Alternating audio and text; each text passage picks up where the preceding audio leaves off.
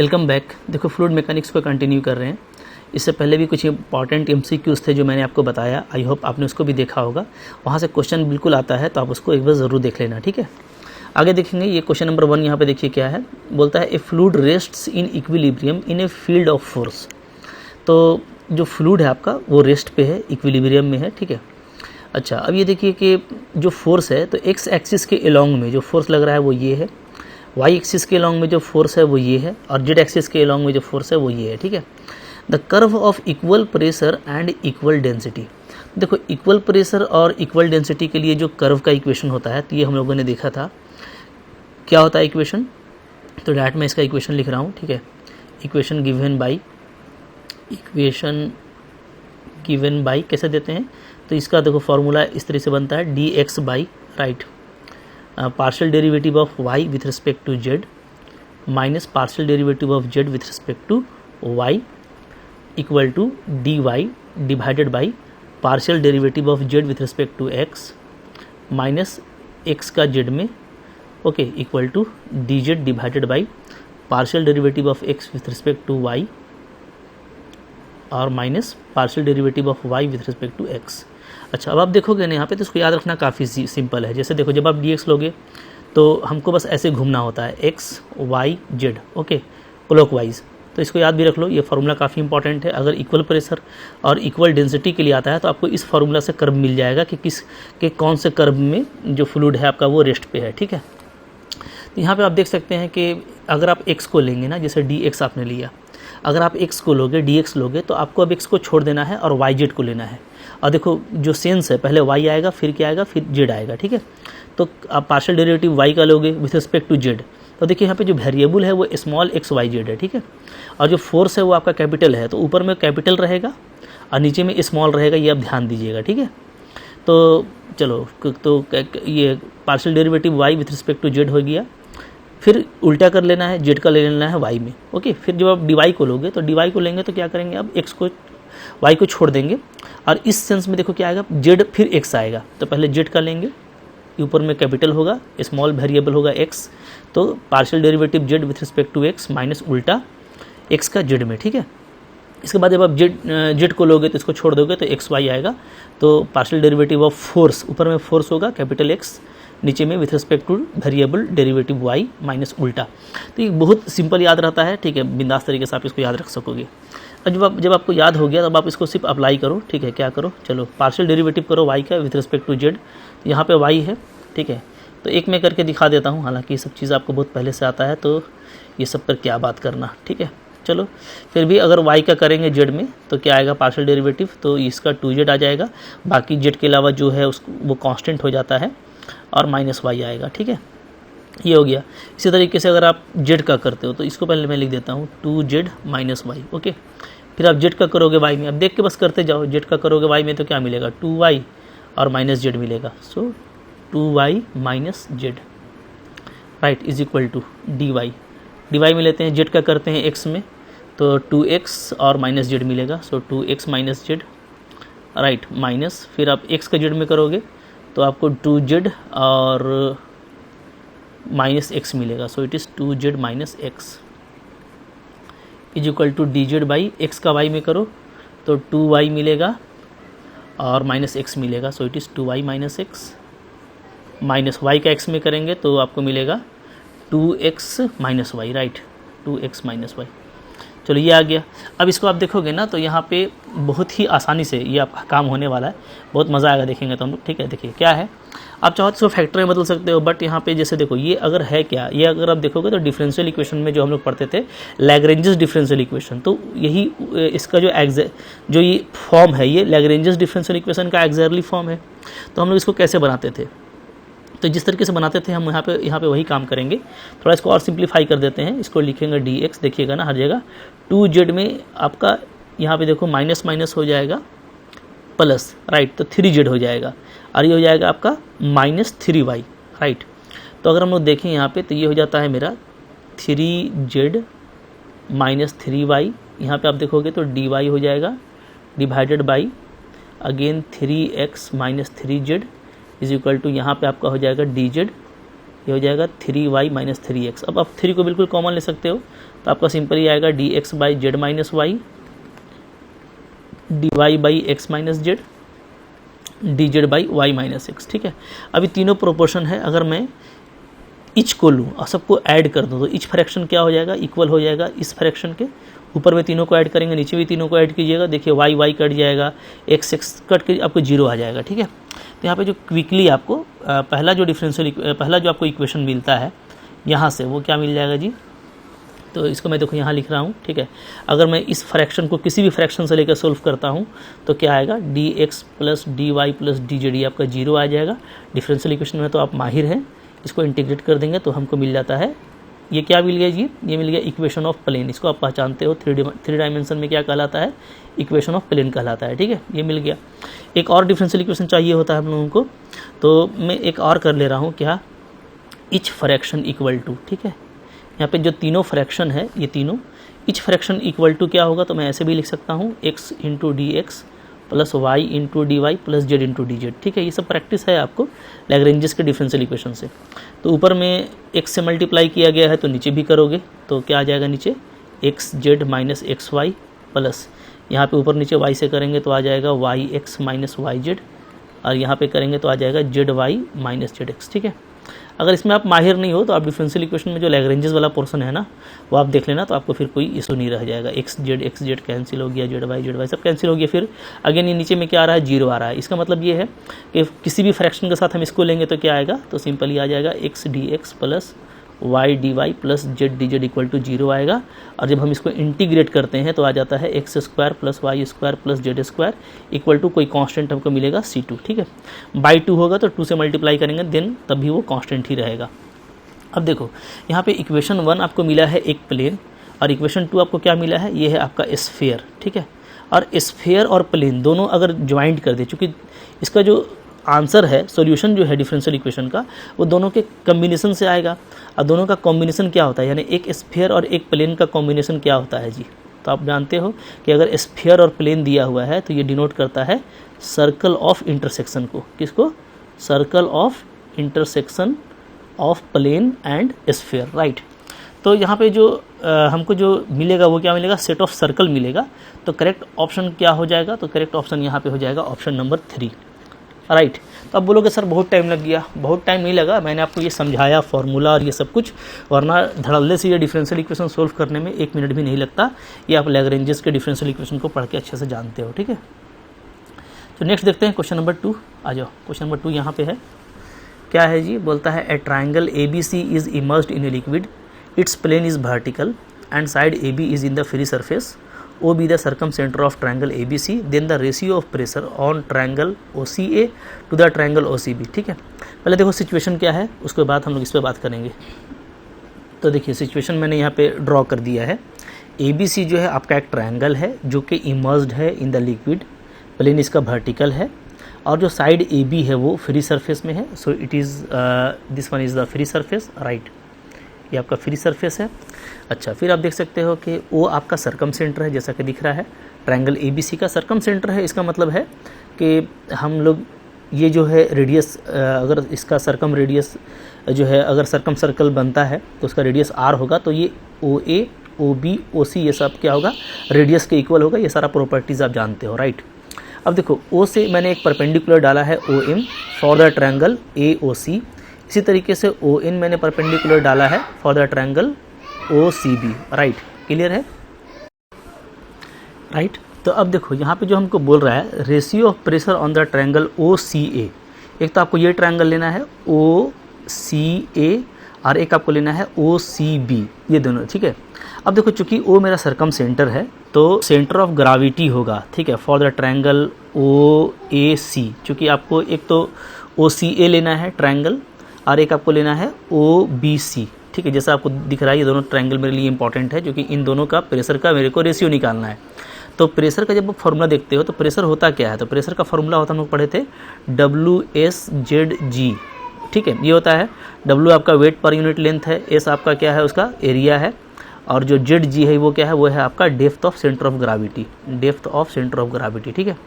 तो centre of gravity का depth देखना इंपॉर्टेंट है। तो अब यहाँ पे आप देखोगे कि यहाँ पे इस ट्रायंगल के लिए और इस ट्रायंगल के लिए, दोनों के लिए जो डेप्थ होगा ना सेंटर ऑफ ग्रेविटी का, वो बिल्कुल सेम होगा, क्योंकि वो आपका सरकम सेंटर है। ओके, तो दोनों ट्रायंगल बिल्कुल सिमेट्रिक होगा, बिल्कुल एक जैसा होगा with respect to free surface. Okay, तो यहाँ पे मैं कह सकता हूँ कि दोनों का जो डेप्थ है, depth of centre of pressure, depth of centre of pressure right of triangle OAC is equal to triangle OBC। यानी अगर मैं इसको Z1 लूँ तो Z1 और Z2 क्या होगा, आपस में इक्वल होगा, राइट। तो अब जो प्रेशर का मेरे को निकालना है ratio, pressure for triangle OCA divided by pressure for triangle OCB। तो फॉर्मूला अप्लाई करोगे, W दोनों में कॉमन होगा, ठीक है। दोनों का एरिया, एक का एरिया S1 ले लेते हैं, Z1 इसको ले लेते हैं W, S2 और Z2। तो W आपका कैंसिल हो जाएगा, Z1 Z2 इक्वल है, चूँकि मैंने बताया, तो ये भी आपका कैंसिल हो गया। फाइनली ये बच रहा है S1 बाई S2 के इक्वल। ओके, S1 क्या है, S1 है आपका area of triangle OAC। Just area निकालना है, तो एरिया निकालने का फॉर्मूला क्या हो जाएगा, तो 1/2 बेस इंटू हाइट, राइट। तो 1/2 इसको मैं लिख दे रहा हूँ क्या, AC, इसका बेस AC हो गया, और हाइट क्या हो जाएगा, हाइट हो जाएगा आपका OM, राइट। फिर नीचे में 1/2 इसका हो जाएगा आपका BC इंटू हाइट क्या हो जाएगा जी, ON। ओके, अब देखो कुछ करना नहीं है, सिर्फ फॉर्मूला आपको लिखना है, 1/2 कैंसिल कर दीजिए।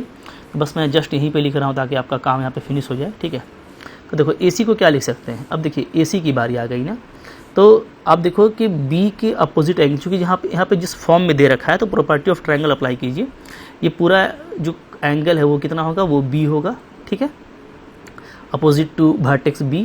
तो हाफ आपका, अच्छा सॉरी माफ़ कीजिएगा, ये अगर B है तो ये पूरा आपका 2B होगा।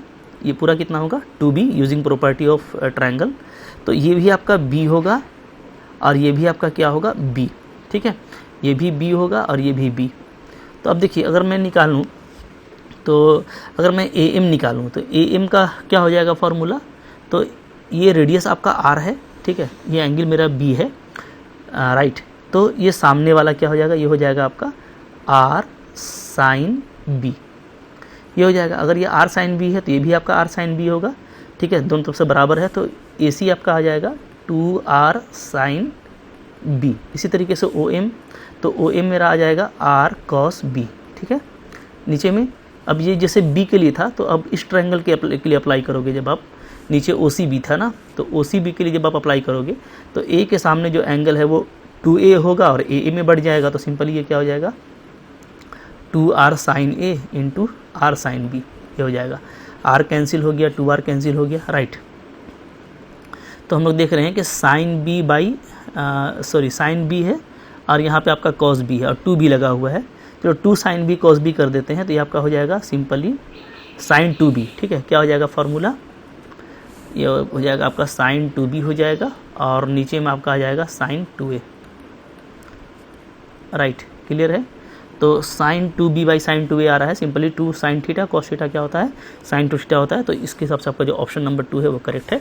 तो देखो बस सिर्फ आपको फिगर बनाने में जो था टाइम लगता, उसके अलावा आपको यहाँ पे कोई टाइम नहीं लगने वाला है। जैसा मैंने आपको दिखाया, काफ़ी जल्दी आप इस तरह क्वेश्चन को डील कर पाओगे, ठीक है। नेक्स्ट देखते हैं क्या है, क्वेश्चन नंबर 3 देखिए यहाँ पे है। 3 नंबर क्या है, a triangle ABC is immersed in a liquid, its plane is vertical and side AB in the free surface. Let D be a point on the side AC such that pressure on the triangle BAD and BDC are equal, then AD ratio DC. Okay, पहले इसका situation हम लोग यहाँ पे देखेंगे, situation क्या है। देखो सिचुएशन जो है यहाँ पे वो ये है, आप जैसे देख पाओगे कि ट्रायंगल ABC जो है वो आपका इमर्स्ड किया हुआ था, साइड AB आपका along द फ्री सरफेस है, so this one is the free. Okay, इसको मैं लिखूँगा कि ये मेरा क्या है, ये मेरा फ्री सरफेस है।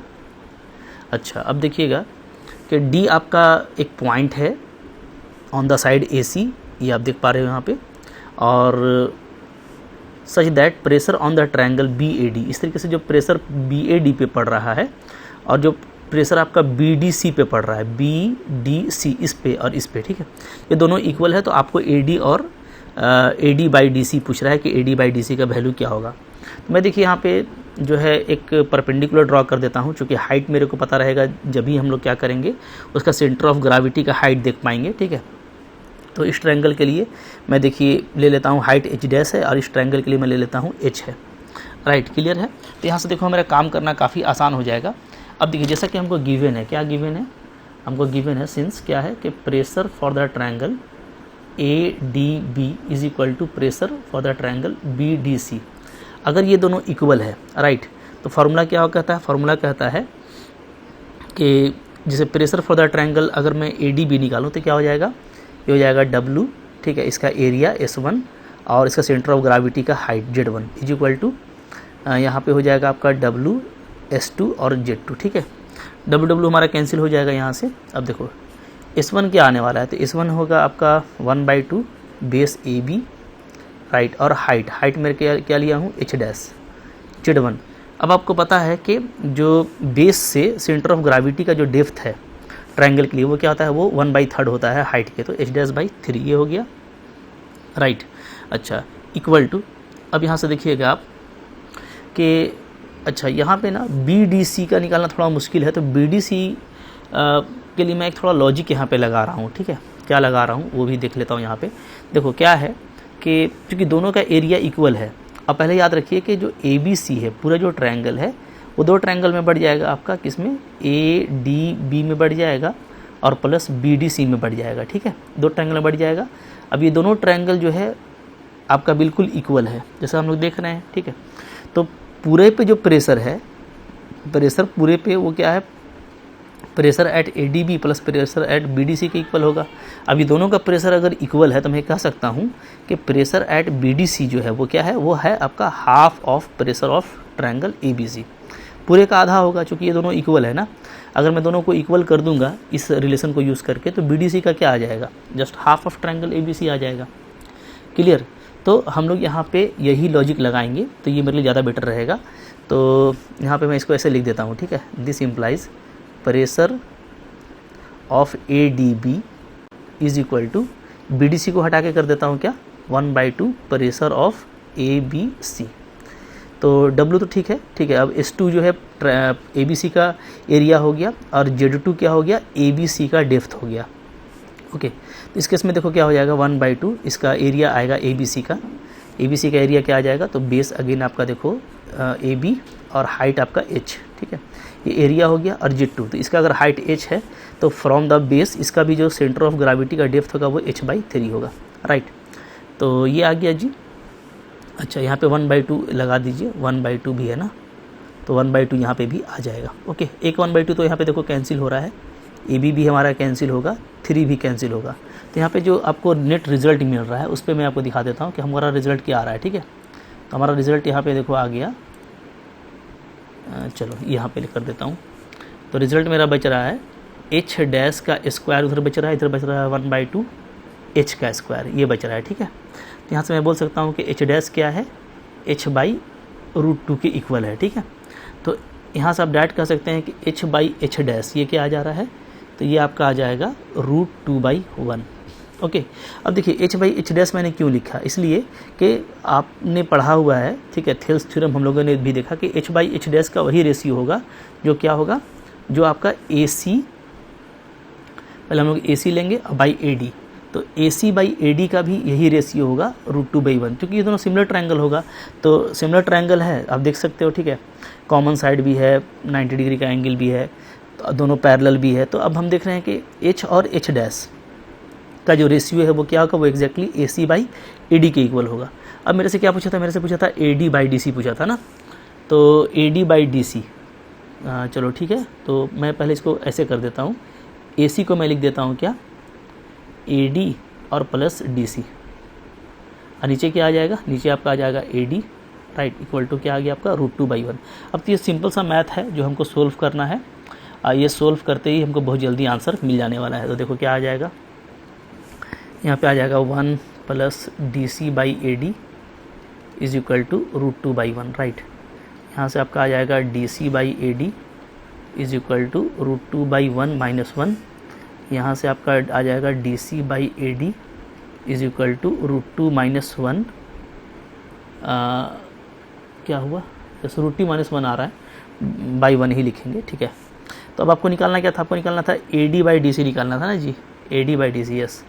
तो ये क्या हो जाएगा, तो ये हो जाएगा 1 बाई, उल्टा हो जाएगा तो आपका √2 - 1, ओके, तो अगर इसको थोड़ा रेशनलाइज कर दिया जाए, चूँकि ऑप्शन आपका क्या क्या दे रखा है उसके हिसाब से ऑप्शन देखो मेरा क्या क्या है। चलो ठीक है, ऑप्शन अभी तो नहीं मैच कर रहा है, तो थोड़ा इसको हम लोग रेशनलाइज कर देते हैं। तो क्या आ जाएगा, तो आ जाएगा 1/√2 - 1 इंटू √2 + 1 डिवाइडेड बाई √2 + 1। तो ऊपर तो खैर आपका √2 + 1 ही आएगा, और नीचे में a² - b² करेंगे तो 2 - 1 1 ही आएगा। तो √2 + 1/1 इज़ द फाइनल आंसर। देख लो क्या यहाँ पे ऑप्शन दिया है, √2 + 1 सिर्फ दिया है क्या, तो option number 1 is correct here. तो देखो मुश्किल क्वेश्चन नहीं है, सिचुएशन को अच्छे से समझना है और आप बिल्कुल विद इन द मिनट इस तरह का क्वेश्चन को कर पाओगे, क्योंकि ये तो समझाने में मैंने टाइम लगाया है ना। आप जब इसको बिल्कुल फास्ट तरीके से करोगे तो कुछ क्या करना क्या था, कितना कैलकुलेशन ही आप देख रहे हो, ठीक है।